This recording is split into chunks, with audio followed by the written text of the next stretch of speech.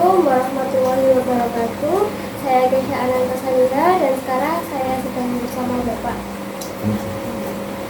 Silakan Pak untuk memperkenalkan diri dari nama, umur, dan pekerjaan.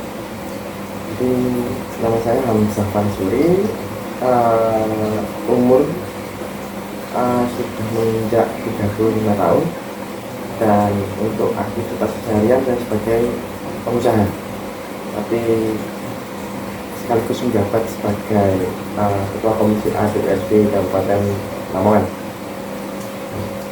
Jadi menjadi seorang anggota DPRD di Lamongan itu merupakan tokoh masyarakat. Apa boleh diceritakan mengapa Bapak memilih pekerjaan itu? Kalau saya memilih pekerjaan, sebenarnya ini bukan pekerjaan juga. Jadi pekerjaan saya sebenarnya itu fokusnya di pengusaha, entrepreneur. Jadi untuk di DPR-nya ini sejak awal memang saya tidak punya cita-cita ke sini, tapi karena ingin melanjutkan jejak almarhum orang tua yang sebelumnya di Komisi A juga, akhirnya sebelum orang tua meninggal saya diamanahi untuk mengikuti jejak beliau, karena anggapan beliau karena saya kuliahnya itu di Fakultas Hukum, dan kebetulan waktu itu baru selesai mengerjakan tesis dari magister hukum. Nah, oleh karena itu orang tua menganggap supaya bidang keilmuan saya itu bisa dimanfaatkan yang bisa sesuai dengan bidang keilmuan saya disuruh melanjutkan cita beliau. Menjadi anggota DPRD Lamongan itu tentu ada kaitannya dengan Pancasila yang akan menjadi topik pembicaraan kita. Menurut Bapak, pengertian Pancasila itu apa dan mengapa Pancasila ini ada kaitannya dengan anggota DPRD? Jadi Pancasila itu merupakan dasar negara dan sekaligus sumber dari segala sumber hukum, di mana Pancasila itu ada di dalam pembukaan Undang-Undang Dasar 1945, dan itu merupakan embrio terbentuknya konstitusi, yaitu Undang-Undang Dasar 1945. Dulu waktu ada Pancasila itu dijelaskan tentang butir-butir yang dimuat oleh sila 1 hingga sila kelima. Tapi untuk saat ini memang butir-butir sudah jarang digunakan karena memang sudah tidak ada. Nah, Pancasila itu merupakan esensi dari semua produk hukum yang ada di Indonesia karena merupakan induknya. Jadi peraturan perundang-undangan mengenai agama misalkan, itu semuanya wajib tidak keluar dari sila ke-1.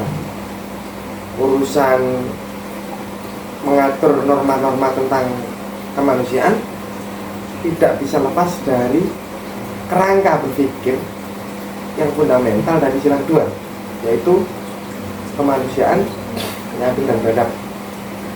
Dan untuk menciptakan persatuan di antara keberagaman suku, ras, golongan di Indonesia, sebagaimana dimuat dalam sila ketiga yaitu Persatuan Indonesia, itu wajib dilatar belakangi oleh sila 1 dan sila 2. Dan terkait pertanyaan Mbaknya tadi, kaitannya DPR dengan Pancasila, itu khususnya dimuat dalam sila keempat, yaitu kerakyatan yang dipimpin oleh hikmat kebijaksanaan dalam permusyawaratan perwakilan. Nah, rasa itu kan menunjukkan adanya perwakilan dan permusyawaratan dari perwakilan itu untuk membentuk suatu kebijakan atau keputusan sebagaimana dimuat juga dalam Undang-Undang Dasar, yaitu ada yang isinya kedaulatan ada di tangan rakyat. Nah, dari sila keempat itu tadi melalui wakil-wakilnya diwakili. Kalau kedaulatan berada di tangan rakyat sepenuhnya tanpa perwakilan, terus bagaimana prosedurnya, kan gitu. Jadi saya rasa semua sistem ketatanegaraan itu pasti ada perwakilan dari masyarakat, karena memang yang dipimpin. Dan di sini juga termaksud dengan adanya kerakyatan yang dipimpin oleh rakyat dalam kebijaksanaan permusyawaratan perwakilan itu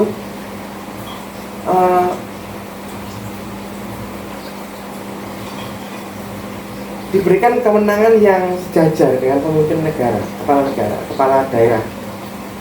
Seperti misalkan di pemerintahan kita kan menganut sistem pemerintahan despolitika. Nah, sistem pemerintahan tersebut yang dimaksud adalah ada 3 lembaga dalam pemimpin negara ini. Jadi yang pertama eksekutif, yaitu presiden dan jajarannya.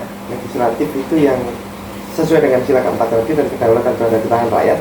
Bentuk kedaulatan di tangan rakyat itu melalui legislatif itu.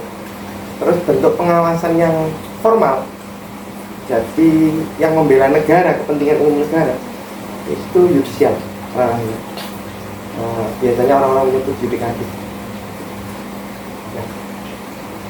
Dari 3 lembaga itu berlaku check and balance, saling mengawasi dan ada keseimbangan. Jadi tidak ada salah satu lembaga yang mempunyai unsur tertinggi. Jadi sesuai dengan fungsinya masing-masing. Jadi dari DPR dan eksekutif itu selaku pengguna anggaran dan pelaksana peraturan perundang-undangan, diawasi oleh legislatif selaku wakil-wakil rakyat. Nah, bentuk kedaulatannya berupa pengawasan pemimpin negara atau daerah tersebut melalui wakil-wakilnya. Terus pengawasan yang lebih formal lagi itu pengawasan sampai pengadilan di tingkat sidang, menyelenggarakan peradilan itu yudisial, seperti Mahkamah Konstitusi dan Mahkamah Agung hingga jajaran ke bawahnya.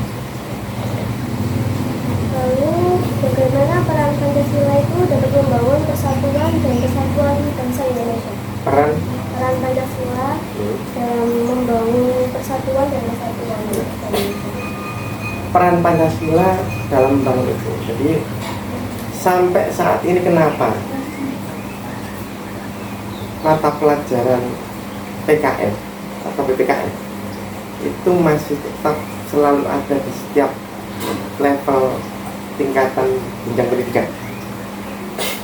Hal tersebut tidak lain dan tidak bukan karena kewajiban setiap individu warga negara Indonesia untuk paham tentang Pancasila. Karena ketika seorang itu sudah berideologi Pancasila dan sudah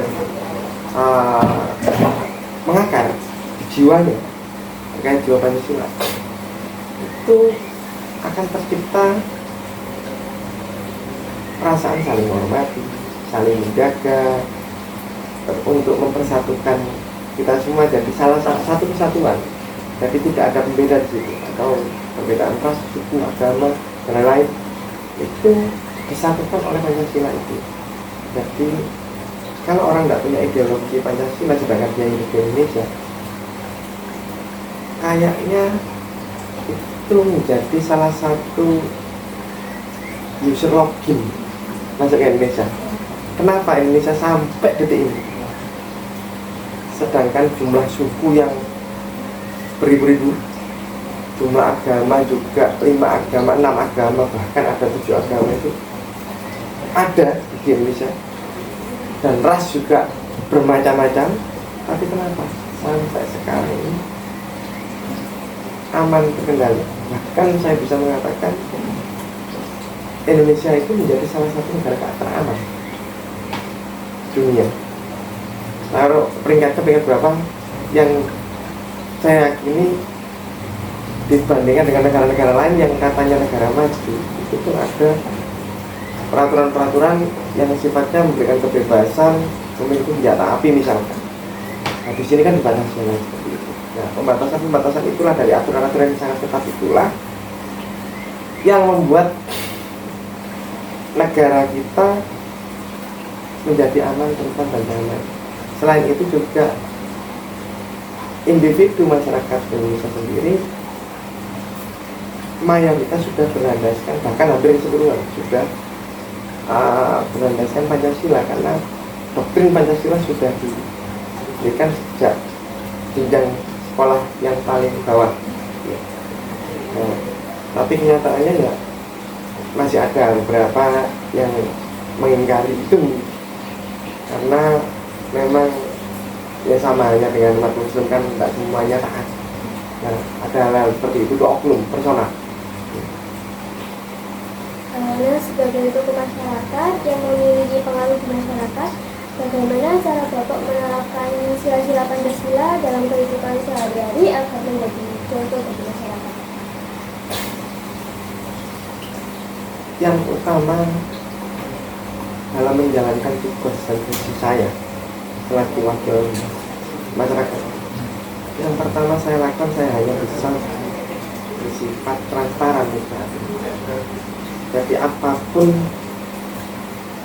tindak tanduk saya selalu saya diskusikan dengan para konstituen saya, termasuk utamanya urusan pengawasan di tingkatan desa maupun tingkat kecamatan RT RW.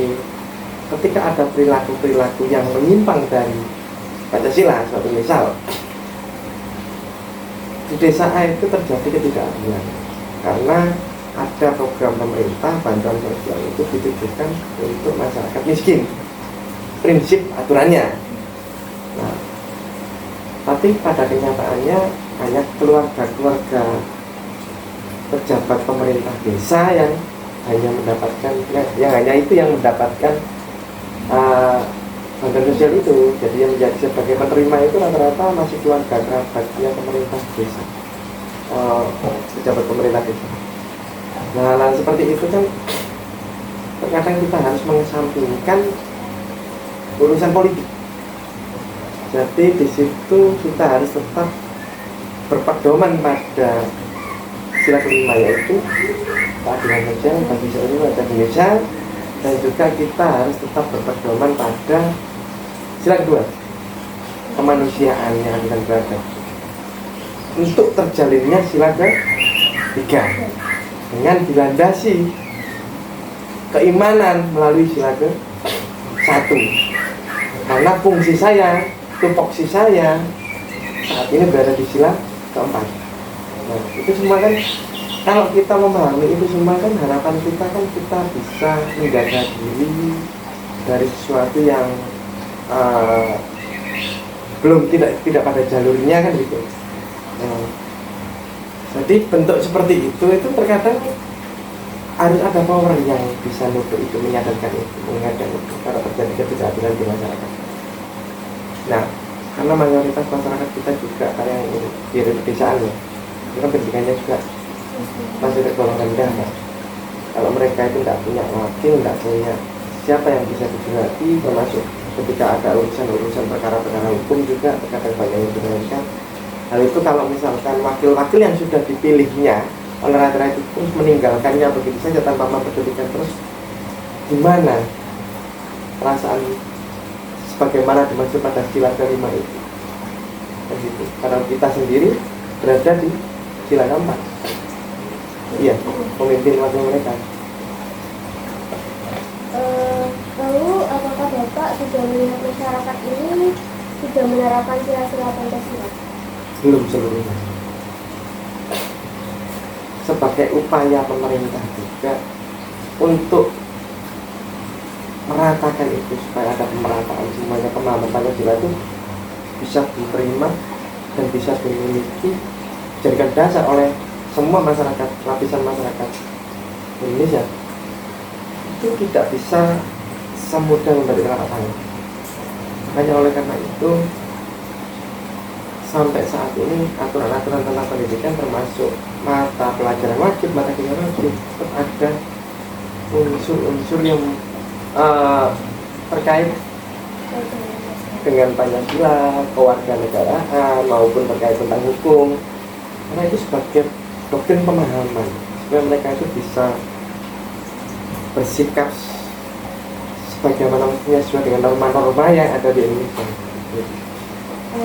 Dalam meningkatkan masyarakat untuk memahami itu pasti ada hambatan-hambatannya. Menurut Bapak apa hambatannya? Selama ini yang terjadi, jadi ada kegiatan, salah satu kegiatan namanya kegiatan reses. Reses itu kegiatan aspirasi masyarakat. Terkadang kita itu, karena kita itu wakilnya masyarakat, kita diwajibkan untuk dekat dengan masyarakat. Kendala yang terjadi, mereka tidak menyerap apa yang kita sampaikan ketika dekat dengan kita. Tidak, justru menimbang informasi yang ada di pemerintahan selaku kami itu selaku dari kami selaku kami wakilnya mereka. Dan mereka justru malah membawa kepentingan pribadi. Nah, pemahaman yang saya jelaskan saat-saat reses, saat-saat diskusi bersama, saya kan sering turun kan sekarang. Dan alhamdulillah sampai saat ini konstituen saya tidak pernah putus sama saya, karena konstituen per desa itu menjadi wakil saya, menjadi mata telinga saya untuk mengawasi di desa kalau ada kejadian-kejadian yang bersifat memihak dan tidak adil. Jadi hal tersebut itu resikonya ketika kita terlalu dekat dengan masyarakat, terlalu akrab juga, itu kita senangnya itu kita tahu kesalahan masyarakat.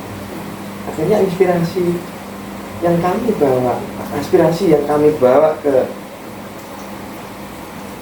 sidang dan lain-lain urusan di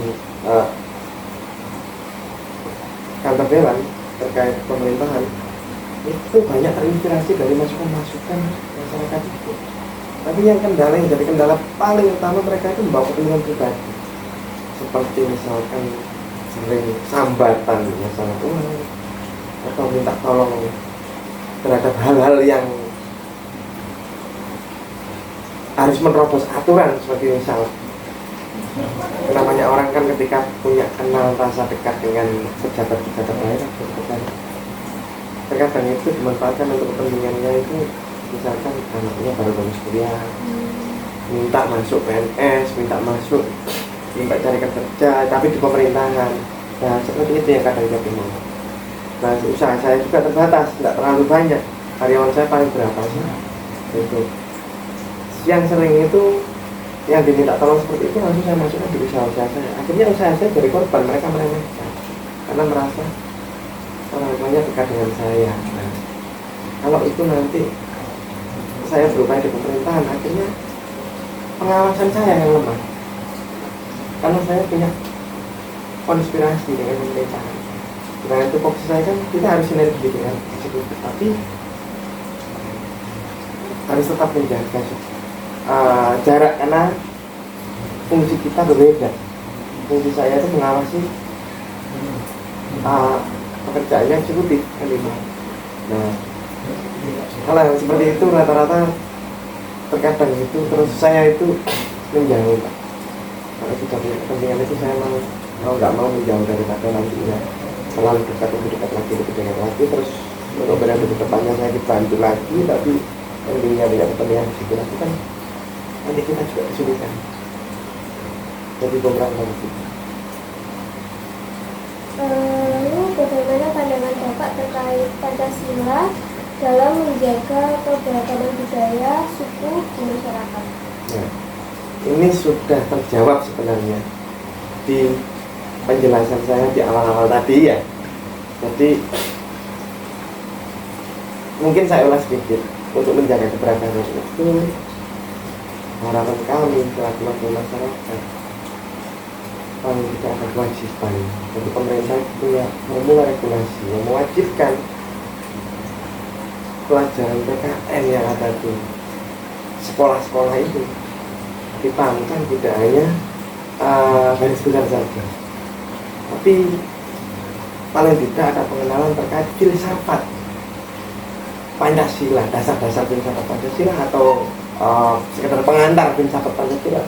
Setidaknya doktrin yang masuk itu tidak hanya menghafalkan saja, tapi benar-benar tahu esensi dan tujuan, roh-roh dari setiap sila itu di Pancasila itu apa sih? Nah, itu kan harus filsafat gitu. Nah, metodologi filsafatnya minta tolong diberikan kalau bisa, karena dari situ kami anggap ketika orang-orang itu sudah memahami di situ paling tidak mereka justru memahami Pancasila tidak hanya sekedar sila 1 bunyinya apa, sila 2 bunyinya apa, seperti menghafal itu saja, tapi juga paham tentang esensi yang terkandung di dalamnya, termasuk tujuan dari Pancasila sendiri, fungsi dari Pancasila sendiri untuk membatasi individu, setiap individu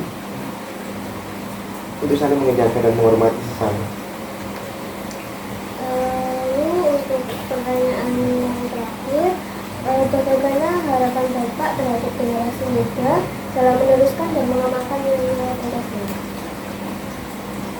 Jadi harapan saya kepada generasi muda saat ini kan yang sedang ngetren di generasi muda kita kan membentuk generasi muda kita itu berblok-blok, semuanya berlomba-lomba membentuk komunitas ya. Tapi aktivitas mereka itu terkadang itu karena memang kayak boring, cari sensasi, terus iseng, ini tanpa kesengajaan membantu mengganggu hak orang lain.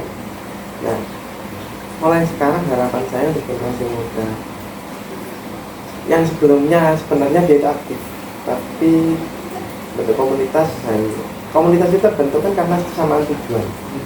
Nah, itu semuanya paling tidak ada diskusi Pancasila seperti ini, paling tidak supaya ideologi mereka itu kuat.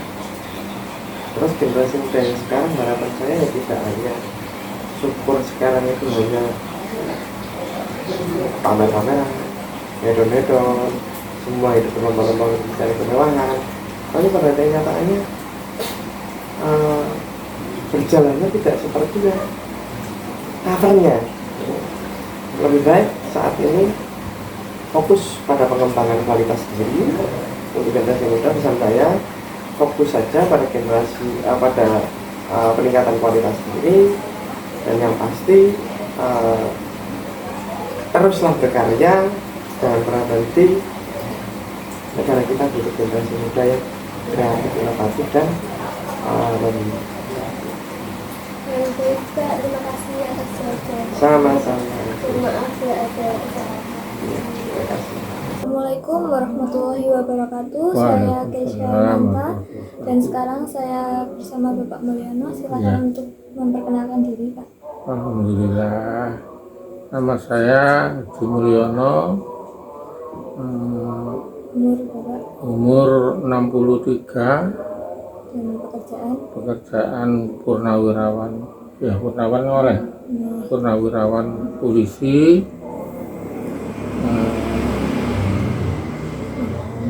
Baik, menjadi seorang polisi itu merupakan tokoh masyarakat, Pak. Iya. Apa boleh diceritakan mengapa Bapak memilih pekerjaan polisi? Memilih pekerjaan polisi karena profesi polisi adalah satu, mengabdi kepada bangsa dan negara, mengabdi kepada masyarakat yang berguna bagi masyarakat sekitarnya dan bisa menolong sesama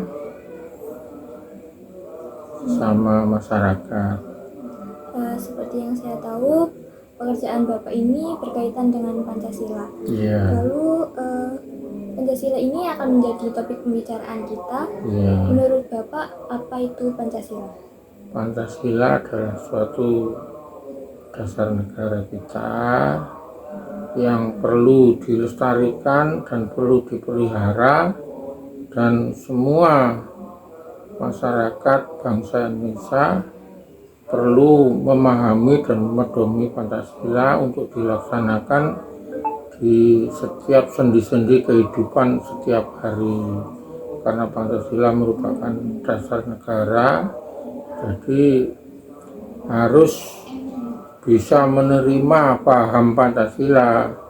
Jadi kalau tidak bisa menerima paham Pancasila ya tidak boleh hidup di negara Indonesia. Lalu, mengapa Pancasila itu ada kaitannya dengan pekerjaan Bapak polisi? Waduh, sangat erat sekali, karena Pancasila sudah merupakan jiwa dari bangsa Indonesia, terutama para pengabdi negara harus betul-betul mengamalkan sesuai dengan Pancasila. Yang pertama adalah harus ketuhanan Yang Maha Esa, yaitu bertakwa kepada Tuhan Yang Maha Kuasa. Ya, yang kedua, mengabdi kepada kemanusiaan untuk memperlakukan manusia yang seadil-adilnya, bisa menolong sesama masyarakat, dan bisa mempersatukan semua bangsa Indonesia. Dan apabila ada permasalahan-permasalahan di masyarakat, polisi harus sanggup membantu untuk memecahkan suatu masalah. Dan yang kelima adalah keadilan sosial bagi seluruh rakyat Indonesia. Harus adil, tidak boleh membeda-bedakan sesama bangsa, sesama umat manusia. Jadi berkaitan dengan hukum, yang polisi adalah sangat erat hubungannya dengan aturan-aturan di negara kita, yaitu hukum. Yaitu memperlakukan hukum harus seadil-adilnya. Itu. Tadi disebutkan bahwa Pancasila itu adalah dasar negara. Menurut Bapak, mengapa Pancasila itu menjadi dasar negara? Ya, karena Pancasila dirasa sangat tepat di negara Indonesia. Karena apa? Di negara Indonesia ini bermacam-macam suku, bermacam-macam agama, dan tempatnya adalah banyak pulau. Nah, itu harus dipahami kalau Pancasila itu bisa mempererat dan mempersatukan bangsa Indonesia ini, mencegah dari perpecahan bangsa untuk mencapai suatu tujuan bersama untuk membangun bangsa Indonesia ini. Nah, sebagai tokoh masyarakat yang memiliki pengaruh pada masyarakat, itu bagaimana cara Bapak menerapkan nilai-nilai Pancasila dalam kehidupan sehari-hari? Nah, untuk menerapkan Pancasila dalam kehidupan sehari-hari, yang pertama tadi sudah saya jelaskan, ya. Jadi setiap umat, setiap bangsa Indonesia ini wajib hukumnya menjalani kehidupan sesuai dengan sendi-sendi kehidupan Pancasila. Yang satu harus beragama, bertuhan, tidak boleh bersifat ateis, dan tidak boleh semena-mena, harus rukun sesama suku, sesama umat beragama, harus toleransi yang tinggi, harus, yang penting adalah mencapai tujuan bersama, itu harus persatuan itu diutamakan. Itu yang, dan saling tolong menolong, saling kasih mengasihi, itu yang harus diutamakan, itu yang harus diterapkan di masyarakat. Lalu, apakah Bapak melihat masyarakat sekitar ini sudah menerapkan Pancasila di kehidupan sehari-hari?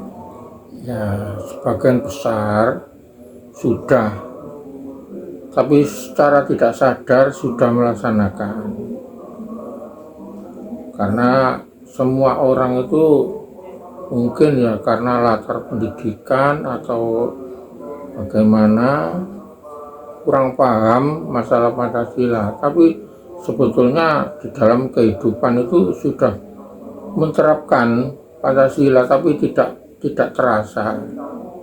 Itulah alhamdulillah di Indonesia ini ada Pancasila, jadi tidak sampai terpecah-pecah meskipun banyak pulau-pulau seperti Sumatera, Kalimantan dan lain-lain. Seandainya tidak ada Pancasila mungkin sudah ingin merdeka sendiri-sendiri. Jadi karena adanya Pancasila bisa bersatu, bisa mencapai tujuan bersama, yaitu terciptanya pembangunan di seluruh Indonesia yang tujuan utama adalah keadilan sosial bagi seluruh rakyat Indonesia. Menurut Bapak sebagai tokoh masyarakat, upaya apa yang dapat dilakukan pada masyarakat itu dapat menerapkan dan melestarikan sila-sila Pancasila? Ya, sebagai masyarakat, sebagai tokoh masyarakat, sebagaimana di lingkungan kecil seperti di RT, di RW, atau di desa ini, setiap ada kegiatan-kegiatan sosial, ada pengajian, ada kegiatan-kegiatan yang sifatnya sosial, pokoknya itu selalu mendengungkan nilai-nilai Pancasila dan jangan sampai melanggar dari sendi-sendi Pancasila. Dalam melakukan upaya itu pastinya ada penghambat-penghambatnya. Menurut Bapak yang menjadi penghambat itu apa saja?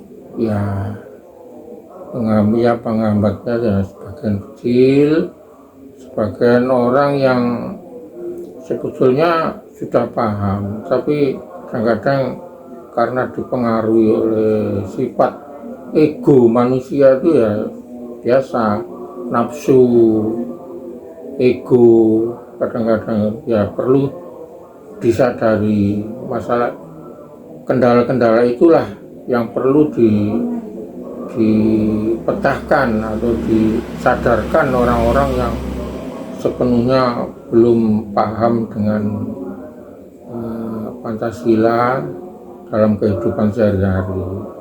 Itu. Bagaimana pandangan Bapak terkait Pancasila dalam menjaga keberagaman budaya dan suku yang ada di masyarakat?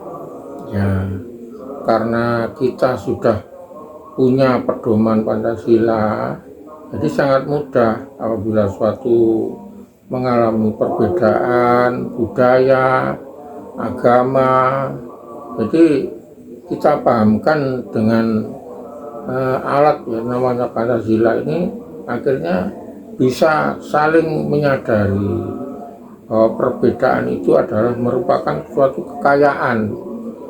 Beda budaya itu adalah kekayaan budaya kita. Beda agama itu merupakan kekayaan keanekaragaman agama di Indonesia. Jadi harus betul-betul saling toleransi, saling menghargai. Nah, Pak, lambang Pancasila itu adalah burung Garuda. Boleh dijelaskan arti dari lambang tersebut? Iya. Dalam burung Garuda sudah tentu di dalam burung Garuda itu ada lambang. Yang pertama adalah itu pohon beringin apa yang ya? Bintang. Bintang ya, oh ya bintang. Bintang adalah lambang ketuhanan. Untuk pohon beringin itu Satuan. ya itulah yang perlu diperdalam, terutama saya pesan sama anak-anak yang pelajar, generasi muda sekarang harus betul-betul memahami Pancasila, Karena apa? Sebagai generasi muda, kalau tidak mendalami Pancasila, terus siapa lagi? Karena generasi-generasi yang sudah tua dulu itu memang dari latar pendidikan masih rendah, tapi semangat semangat Pancasila itu tinggi, gitu loh. Jadi mohon kepada generasi sekarang untuk betul-betul menjaga Pancasila, jangan menjaga tok, ayo memahami dan melaksanakan. Lalu Bapak sebagai seorang polisi, bagaimana polisi menjadi contoh positif dalam menegakkan Pancasila? Ya, polisi adalah sebagai, kalau di ajaran dalam pendidikan polisi itu yang diutamakan itu pendidikan Pancasila memang. Karena Pancasila itu sumber dari segala kehidupan. Dari kehidupan dimanapun harus dijunjung tinggi masalah nilai-nilai atau sendi-sendi Pancasila itu. Karena polisi ini sebagai istilahnya, kalau di pendidikan itu sebagai toladan untuk mengamalkan Pancasila itu. Makanya di dalam kepolisian kalau ada pelanggaran hukum, itu hukumannya lebih berat dari masyarakat lain, karena polisi itu merupakan suatu contoh. Bukan polisi saja ya, seperti tentara, TNI itu sama. Kalau polisi melanggar aturan hukum, itu sanksinya lebih berat.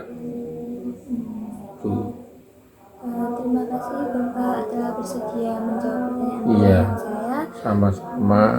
Mohon maaf apabila ada kesalahan. Iya. Terima kasih Pak. Iya.